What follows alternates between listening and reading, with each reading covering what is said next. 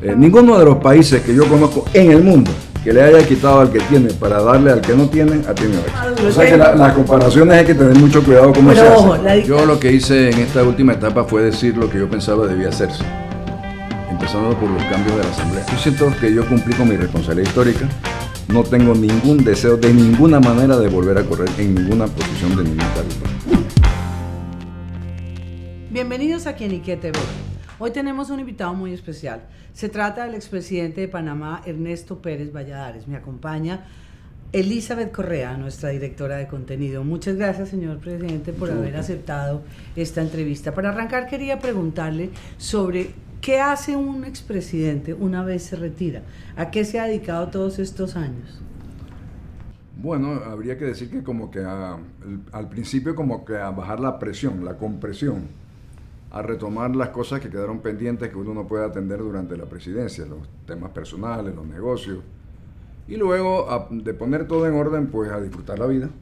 Yo creo que eso es lo que uno se merece después de haberte entregado por tantísimo tiempo a un trabajo tan ingrato como es el de ser presidente de la República. ¿Extraña algo de esa presidencia o se siente liberado de haber? No, totalmente liberado. Me siento no solamente liberado, sino con la satisfacción del deber cumplido.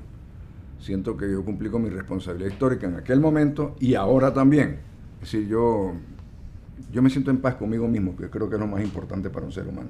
Presidente, volviéndonos un poquito a sus inicios, cuéntenos cuál fue su aspiración, por qué quiso llegar a ser presidente de Panamá. Bueno, mire, mi profesión es negocio, yo soy graduado en administración de negocios, de empresas, tengo una maestría en economía y otra en finanzas, y era banquero. Por esas circunstancias de la vida, siendo gerente de un banco internacional en Panamá, conocí a Omar Torrijos, que era pues el líder de este país en ese momento. Y con él, que nos caímos simpáticos, qué sé yo, me invitaba a estar conociendo problemas nacionales. Yo soy de una provincia contigua a Costa Rica, que se llama Chiriquí, de un pueblo que se llama Boquete. Y allí verdaderamente nuestro contacto con el interior, que es lo que nosotros llamamos entre Chiriquí y Panamá, era muy poco. Nosotros veníamos en avión, íbamos en avión, y verdaderamente es una provincia privilegiada donde hay pocos signos de pobreza. Y yo tuve pues con el general Torrijos la oportunidad de conocer el otro Panamá, el Panamá de la falta de oportunidades, de la falta de las carencias de agua, de puentes, de escuelas, de salud. Y eso poco a poco fue haciendo en mí, creando el deseo de poder apoyar, de poder cambiar, de poder gestionar de manera que hubiese una mejor perspectiva, sobre todo para los más humildes. Y además de eso, lo que fue el sueño siempre de Omar Torrijos y del grupo que le acompañamos, que fue lograr que el canal de Panamá fuera 100% Panamá. ¿Y usted fue el que durante su presidencia terminó de implementar el tratado? Sí, así es. A mí me tocó la etapa final del 94 al 99 que generó la creación de todas las leyes, todas las estructuras económicas y legales para que hubiera una transición sin que se notara. Tengo que decir también que le agradezco mucho la gestión del presidente Endara, que ya desapareció, porque con él juntos hicimos los cambios constitucionales. Durante el final de su mandato, al inicio del mío, siguiendo la actual constitución, pudimos crear la nueva título constitucional sobre el Canal de Panamá. Y eso ha creado, un Canal de Panamá que opera mucho mejor que como operado durante los años de administración de los Estados Unidos. Trabajar con Torrijos, que es un personaje histórico para Panamá, ¿usted también se siente que pasa a la historia también implementando su legado?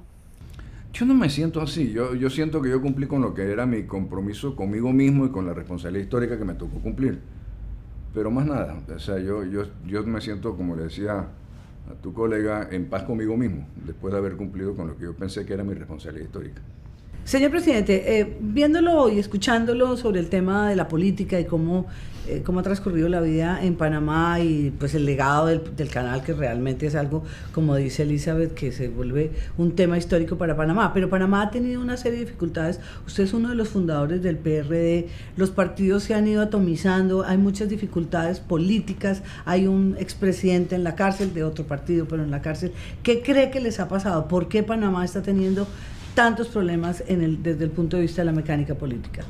Bueno, mire, yo calificaría un poquito eso. Yo no creo que tenemos tantos problemas. Yo creo que hay países que tienen problemas políticos mucho mayores que el nuestro. Y países con una democracia, bueno, vamos a tomar el primer ejemplo, lo que le acaba de pasar al presidente Trump, que le han hecho 2 años imposibles de mandato para luego decir, mire, la verdad es que no hubo ningún grado de corrupción de nada. O sea, eso es parte de la democracia. En el caso nuestro en particular, yo pienso que los partidos políticos han sufrido 2 problemas fundamentales. Uno, que perdieron objetivos, perdieron diálogo social, perdieron poderle transmitir a la sociedad cuál es el país que el partido, que ese grupo político propone, cuál es la visión que se requiere, qué es lo que tú quisieras que tus hijos y tus nietos recibieran como país producto de tu trabajo. Y luego las circunstancias nos han llevado a un clientelismo político que nos ha desfigurado totalmente los objetivos de los partidos. Y ese clientelismo se ve evidenciado en, por ejemplo, el hecho de que todos los partidos en este momento, todos, son dirigidos por diputados. Entonces uno tiene que preguntarse por qué. Bueno, la razón por qué, primero porque los diputados son electos por circunscripciones electorales que no hacen ningún sentido, porque son diputados nacionales y no por circunscripciones. Y luego, porque esa circunscripción se ha generado clientelismo, es decir, de la compra y venta de favores o de obras. ¿Y eso qué trae? Trae como consecuencia que quien puede dar el dinero para que eso se haga es el que manda. ¿Y quién es el que puede dar el dinero para que eso se haga? El Ejecutivo. Ha habido una discusión en torno precisamente a esa forma como se eligen también los magistrados de las Cortes. ¿Usted cree que es necesaria una reforma constitucional? No, yo no tengo la menor duda y lo he dicho. ¿Y qué tendría que hacerse en esa reforma? Bueno, yo te puedo hablar de 3 o 4 aspectos rápidamente. Mire, no hay la menor duda de que esta forma de elegir los diputados hay que eliminarla, porque además fue una locura. Eso fue producto de unas reformas constitucionales del año 83 que echaron para atrás la visión que nosotros teníamos con el general Torrijos.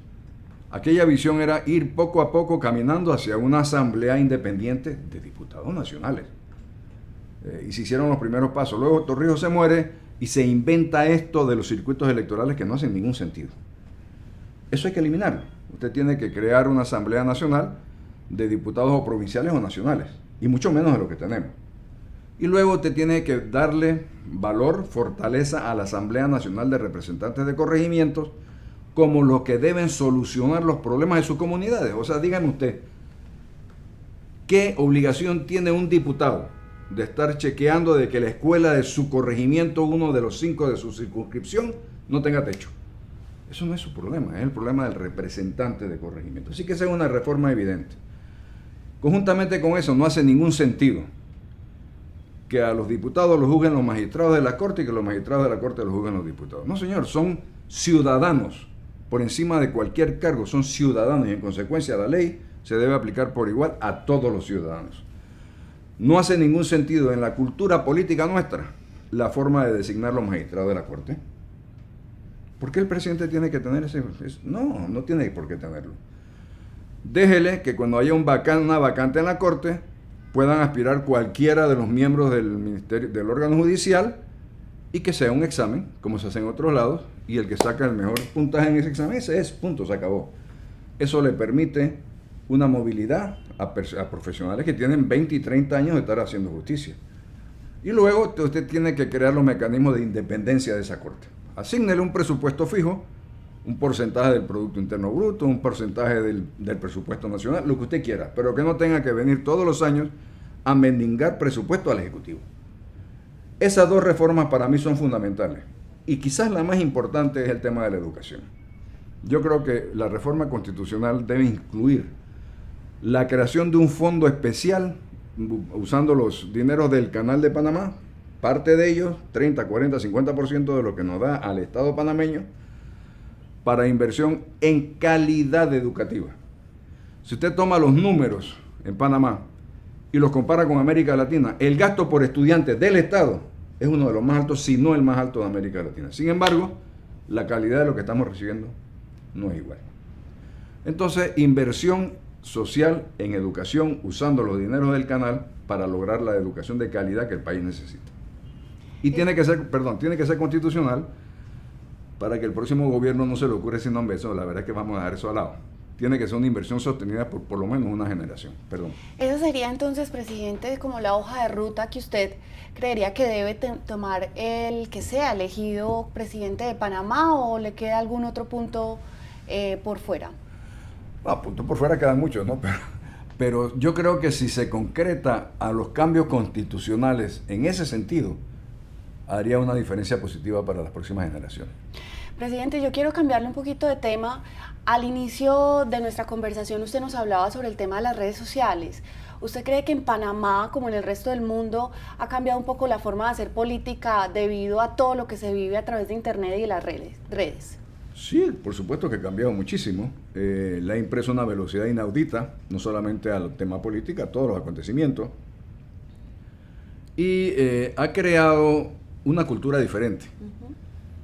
A mí me gusta mucho por lo participativo, pero de alguna manera hay que tener cuidado en la calidad de las participaciones. Sí, y luego en la desinformación. Yo creo que el actual presidente de los Estados Unidos le llamó fake news, noticia falsa. Sí. Bueno, esas corren mucho más rápido dentro de las redes sociales que incluso dentro de los medios de comunicación tradicional. Hay que tener un poquito de cuidado con ese tema, ¿no? ¿Y usted es un ciudadano activo de las redes? Bueno, yo participo, sí, cómo no. Sí. Veo más que opino, porque en esta etapa electoral no quisiera estar opinando, porque creo que le toca a otros estar opinando. Como quien dice, bloguero, tuitero después de los 50. No lleva tanto, pero ahí vamos. Señor presidente, hay un tema que uno los escucha, usted es el cuarto expresidente que entrevistamos, cómo ustedes hablan de la riqueza de Panamá. El expresidente Ardito Barletta nos decía que el crecimiento es realmente impresionante, más o menos 8.0, y adicionalmente, según el Banco Mundial, Panamá tiene una de las economías de mayor crecimiento en la última década. Uno se pregunta, los ingresos del canal, lo que ustedes lograron de verdad es un milagro y es un ejemplo para muchos países. ¿Qué pasa? ¿Por qué Panamá todavía tiene diferencias sociales importantes, tiene índices de pobreza? ¿No deberían ustedes un poco seguir el ejemplo de los países en Asia que han sido milagro, como Singapur? Mire, déjeme decirle algo. El milagro de Singapur significó 30 años de una dictadura militar muy fuerte. No queremos más dictadura. Y si no, mire Maduro. O sea que las comparaciones hay que tener mucho cuidado cómo se hace. Pero ojo, la dictadura de Pinochet, curiosamente, toda regla tiene su excepción. Fue una dictadura que sacó al país del atraso. Pero la de Torrijos le devolvió el canal, y la de Singapur también. Hay dictaduras le digo eso porque el precio que se paga por esas economías con esas ventajas de ahora es muy alto, sobre todo en vidas humanas y en falta de libertad. Pero bueno, mire, la desigualdad existe en todos lados del mundo y existe en los países más ricos. Váyase a la Apalaquia de los Estados Unidos, que es el país más rico del mundo, y usted verá miseria. De manera que siempre habrá desigualdad. Eso no justifica el que nosotros la tengamos a los niveles que lo tenemos. Hay una medida que los economistas usamos mucho que se llama el índice de Gini, que te mide la desigualdad de ingresos. Yo creo que nosotros tenemos que tener políticas de inversión social claramente identificadas en educación y salud para poder ir cerrando esa brecha. Hay riqueza, sí, claro, es un país rico, con una muy mala distribución. Pero no hay forma de lograr una distribución adecuada que no sea mediante educación de calidad y salud adecuada. Entonces, es evidente que ese es el futuro de la inversión social del gobierno. Ninguno de los países que yo conozco en el mundo que le haya quitado al que tiene para darle al que no tiene, ha tenido éxito. Usted tiene un vecino que ya lo están viendo cómo le va. Y hay otros muchos en otros lados del mundo. Así es que no hay secretos. Hay políticas públicas a largo plazo que bien llevadas adelante van cerrando esa brecha. Y sin dictadura. Una pregunta con respecto a lo que usted estaba explicando sobre la necesidad de la educación. Algunos de los candidatos que entrevistamos también nos hablaban mucho de la necesidad de mejorar el sistema educativo panameño. ¿Qué hizo en su gobierno? Porque uno escucha a veces, con todo respeto a los expresidentes, decir, hay que hacer, y uno se pregunta, ¿qué hicieron? Sí, con mucho gusto, yo le hablo. Mire, a mí me tocó cambiar el modelo de desarrollo de este país. Uno no puede hacer todo a la vez. A mí me tocó la reestructuración económica del país, y parte, digo yo, quizás alguna ínfima, pero parte del crecimiento económico que hemos tenido es producto de aquello. Se quedó por hacer cosas, claro, se quedó por hacer los cambios institucionales. dentro del cual está el tema salud. Pero eso le toca a los próximos gobernantes. Yo le puedo decir lo que yo hice. Nosotros hicimos una inversión muy grande en estructuras. Nosotros pudimos cambiar el esquema de desarrollo de Panamá. Nosotros cambiamos nuestro modelo de desarrollo económico. Y déjeme decirle algo más. Hicimos todo eso. Sin embargo, la deuda pública solamente creció 300 millones de dólares. Que hay que compararlo como, por ejemplo, lo que creció el último gobierno, que fueron más de 10 mil millones de dólares. Y no se ve la obra de infraestructura. De manera que cada cual en su momento, y hay que juzgarlo de acuerdo a las circunstancias. Yo me siento muy satisfecho con lo que nosotros pudimos lograr. Y siento que parte de ese crecimiento, le reitero, que estamos viviendo desde entonces, se debe a esos cambios estructurales en el modelo de desarrollo económico. Claro, falta lo que usted señala. Cómo cerrar esa brecha de desigualdad que existe, no solamente en Panamá, en todo el lado. Presidente, y pues en la línea de la pregunta que hace Daisy, usted quiere volver a aspirar a la presidencia. Ahorita usted hizo parte de la parte inicial de esta campaña electoral. No sé si quiera volver a estar como líder del país. Vamos a ver, yo lo que hice en esta última etapa fue decir lo que yo pensaba debía hacerse, empezando por los cambios de la Asamblea. Y eso me produjo que la Asamblea y sus diputados se vinieran todos en contra mía. Cosa que me alegro, porque hay una periodista local que le contaba antes que decía, mire, lo mejor que le pudo haber pasado al país que usted ganara y lo mejor que le pudo haber pasado a usted es que no ganara. Yo siento que yo cumplí con mi responsabilidad histórica. No tengo ningún deseo de ninguna manera de volver a correr en ninguna posición de ningún cargo político. Bueno, y no le puedo dejar de preguntar por el toro, porque en su oficina hay toros por todas partes. Sí, porque la gente... en todas partes, en las Entonces, entrevistas. Hasta en la boleta de votación del año 94 aparecía Ernesto Toro Pérez Valladares. Bueno, a ver, ya te dije que yo era de una provincia ganadera que se llama Chiriquí. Ya te dije que vivía en un pueblo aislado. Y entonces nosotros teníamos un intercambio entre la familia, que durante los 3 meses de vacaciones mis primos que vivían en Panamá se pasaban mes y medio en Boquete con nosotros y yo me pasaba mes y medio con ellos. Pero como es una provincia ganadera, muy conocida por eso, entonces empezaron ellos a decir, viene el toro de Chiriquí. Y viene el toro, y así se quedó con el toro, pues. Pero también vimos una cosa que nos tiene sorprendidas. ¿A usted le gusta la cacería o no? Sí, mucho. Sí, y no le da remordimiento. Al contrario, mire, déjeme explicarle muy sencillamente. Si usted no hace ningún control, la fauna va a desaparecer. Entonces, en África, que son países pobres, lo que se ha hecho es agarrar grandes extensiones y concesionarlos a privados. Pero para que el privado pueda recuperar su inversión, tiene que tener algo que ofrecer. Y ese algo que ofrecer, que son animales salvajes. Y luego hay restricciones. Usted no puede matar ninguna hembra, usted no puede matar ningún animal que esté en etapa reproductiva. Y el dueño de la concesión es el que más la cuida. Y tiene que tener hasta un ejército de gente cuidando su borde para que los cazadores furtivos no acaben con la cacería, no acaben con los animales. Presidente. Déjeme decirle algo. ¿Usted sabe la cantidad de elefantes que han desaparecido en África?